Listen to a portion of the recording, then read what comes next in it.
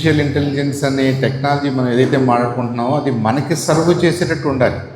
మనం చేసే పనుల్ని వేగవంతంగా, సులభతరంగా, సేఫ్గా చేసుకునేలాగా సహాయపడాలి. కానీ అది మనల్ని నియంత్రించడానికో, భయపెట్టడానికో, పాడు చేయడానికో ఉపయోగపడకూడదు.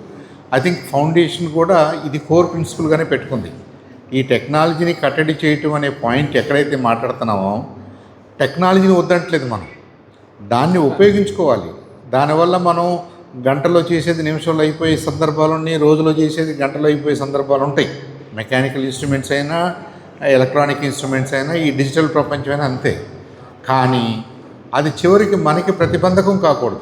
మన సేఫ్టీకి, మన సెక్యూరిటీకి, మన సస్టైనబిలిటీకి అడ్డు రాకూడదు. అంటే మనల్ని నియంత్రించకూడదు. సో ఈ ఫిలాసఫీలోనే మనం దాన్ని కట్టడి చేయాలి. ఇప్పుడు పెద్దయినా ఒక యాక్ట్ రావాలి అంటున్నప్పుడు ఈ టెక్నాలజీ వద్దనేది అక్కడేం ఉండదు. టెక్నాలజీ ఉండాలి. దాన్ని ఏ విధంగా, ఎవరు, ఎప్పుడు, ఎందుకు వాడుతున్నారనే దాని మీద మనకి పర్యవేక్షణ ఉండాలి. దాని అకౌంటబిలిటీని ఫిక్స్ చేయాలి మనం. ఓయ్యో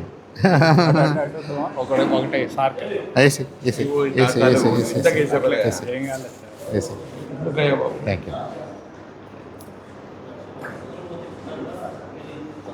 వెరీ నైస్ అమ్మా. Thank you.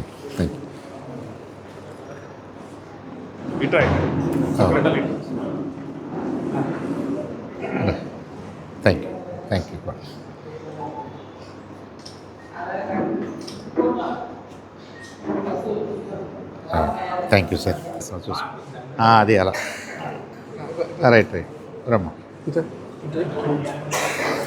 అరే పర్లేదురా. Right. Okay. Good. Thank you.